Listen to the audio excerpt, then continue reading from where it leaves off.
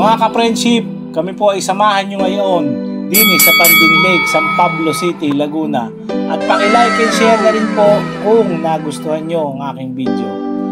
Yan, pagkakaganda ng tanawin din. Kaya ngayon, kami naman ay nagmumotor ulit papunta din nga sa Pandin Lake nare. Sabi nila masarap din daw nga doon ang pagkain at saka magaganda ang tanawin. Kaya ito ay part ng 7 Lakes of Laguna, itong Pandin Lake na ito. Kaya pala ito yung tinawag na 7 Lakes ay 7 ang mga lake na magkakatabi din eh. Kaya ngayon matutunghayan natin kung ari nga mga lake na ari ay sadyang may magandang natural beauty din sa Pandin na ito. So ngayon kami bumabaybay din sa Chaong, paparoon na nga sa San Pablo at kita nyo naman, ako si Kuya Ruel, pagkakabilis manakbo. Kaya yun, ako'y habol na habol sa mga yan. Ay, ay, ay. So, chill ride lang tayo mga kapatid at always, syempre, be safe sa pag-ride natin.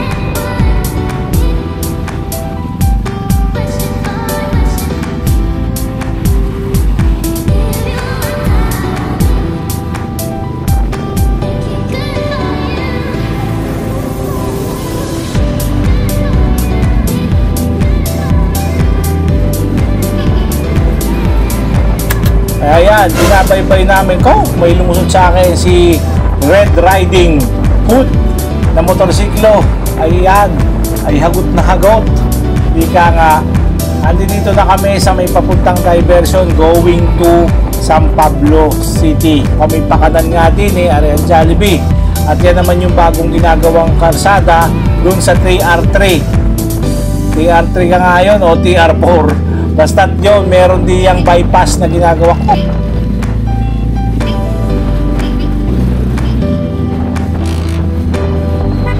Muntik na ako magigit ng jeep. So yan. Kaya kami ay dire-diretso na din ulit. At ako'y overtake na at ako'y iwan na ng mga are. Pagkakabilis ka rin magpatakbo ng mga kasama kong are. Ako'y lagi akong iwan At are, papunta pasok na nga kami din sa San Pablo. Ayan ang Max restaurant nasa kaliwa natin. At ito, naririto tayo sa gitna yung kagalit ng isang kutsi. Bakit daw kami nagka-counterflow? Pasensya na po, kaya po kami nagka-counterflow. Gawa po ang mga makina ng mga motor namin ay pagka-iinit. Kaya naman hindi kami makatigil. Pasyadong mabanas ang aming mga makina. Kumbagay nag-iinit pag nakatigil.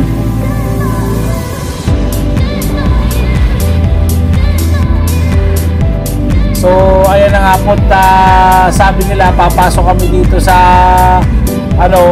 sa city ng San Pablo upang mapuntahan namin yung karsada papunta roon sa Liliw, Laguna, kung saan makikita nga itong Pandin Lake nare. Kaya yun, samahan nyo kami din Ayan, kita ng kainaman. So yan, Kuya Ruel at saka rin kasama namin si Paring Bahel, ay sila ipakana na din paloob ng San Pablo. At ang aking mga kasama, ang kanilang mga motor ay naka KTM 390 si Paring Bahel at naka KTM 890 naman Adventure si Cabrexter na taga Candelaria. At si Kuya Ruel naman ay naka Honda Cruiser na 400. Raul ay naka BMW GS 850. A few moments later. Pala sa Pandin Lake ay 500 per head ang aming chip-in. Kasama na din ang pagkain, kasama na yung drinks namin, at kasama na rin yung aming ride dito sa Balsa, kung saan dadaling kami doon sa kabilang lugar at kami aakyat doon ng 5 minuto para makita yung ganda ng tanawin doon sa taas ng lake na yun. Medyo makitid nga lang ang daan din papasok din sa Pandin Lake. So yan, pero kasya naman din yung sasakyan at meron din silang parking doon paloob.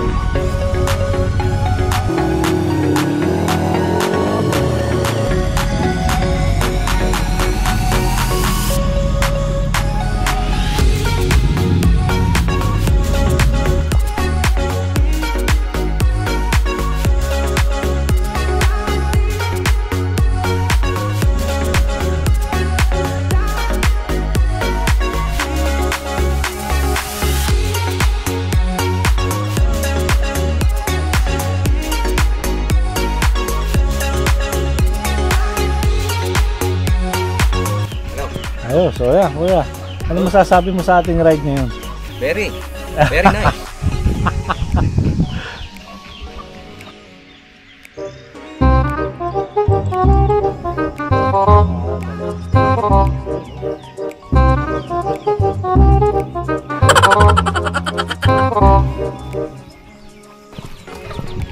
Nasakay na daw po kami ng balsa.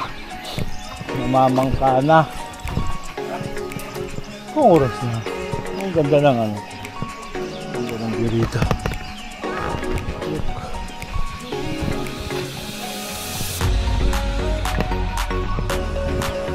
Wow.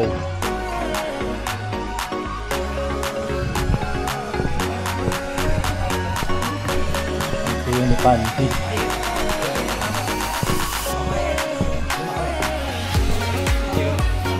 Welcome to Mabuhay. Naglakbay by Cardo Emerald. Buko, gusto nyo pare, buko? Buko juice. Yun. Yes. Fresh buko.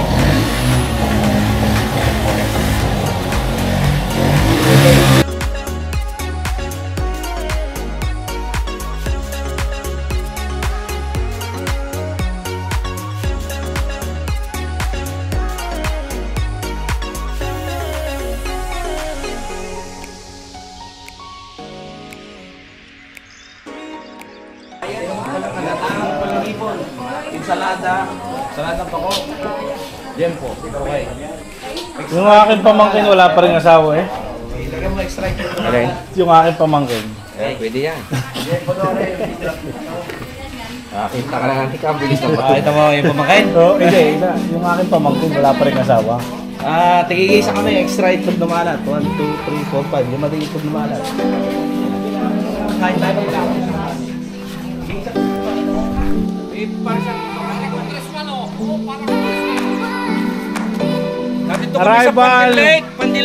Arrival of the Congressman Manik Manao. Manik Manao.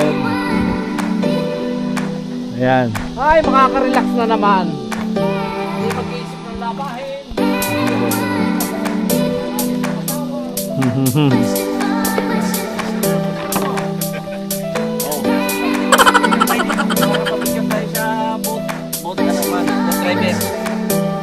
Dito kami kakain ngayong tanghali. Dapat dito tayo pa-picture bago umalis ang bangka. Hindi siya video. Ano kay video? Si Mixero. Sige, ito mga kakainin natin. Yun. Video. Oh. Papasama kayo sa vlog. Boss Viven. Masasabi niyo Boss dyan. Viven. Pabalintong. Balintong. Balintong na. Sa burak, bakit? Nakain ka naman ng burak. Pagkain namin dito. Ensalada. Oh, karne. 5,000 na naman. Yan po, at saka yung bagang ano, hipon. Are. Oh, ito. Yan, ano to yan? Ensalada yan. Yan naman sa kabila. So ngayon po, nakikita nyo ang napakagandang tanawin dito sa Pandin Lake. At ito nga po, ginamitan ko na ng drone at makikita nyo itong nasa kanan nyo po ang Pandin Lake at yung pangalawa naman pong naririyang pangalawang lake na rin katabi ay isa pa pong lake dito sa San Pablo, Laguna. Kita nyo, napakaganda po ng lugar na ito.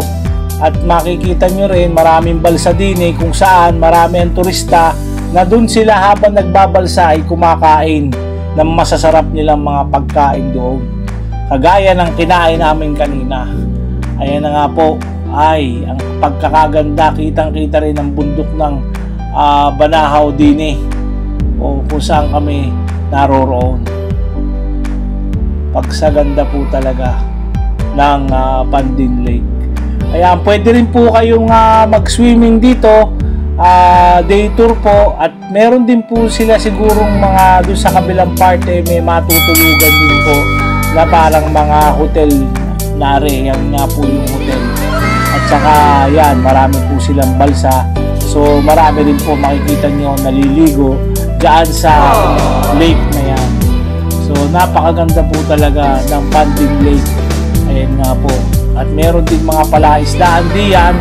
O yan, kung makikita nyo, iba't ibang klaseng isda ang makukuha nyo dyan kagaya ng tilapia at kung ano-ano pa.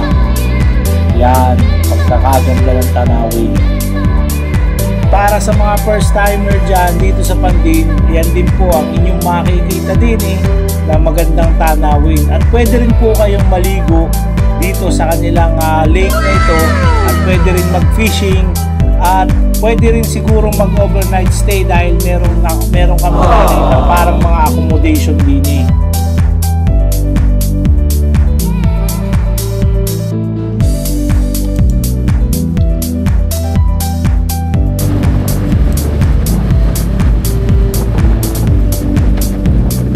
At naririto nga kami sa Liliw.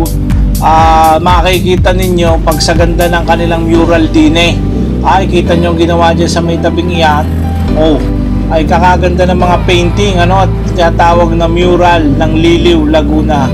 Dito kami sa Barangay Pag-asa, patungo nga doon sa simbahan ng Liliw. At yan ang napakagandang simbahan, parang naroon doon sa Nagkarlan. So ari mga Spanish era pa itong mga simbahang ari. Ayan, so dito na nagtatapos ang aking vlog na rin muna. At please like and share po mga kaibigan.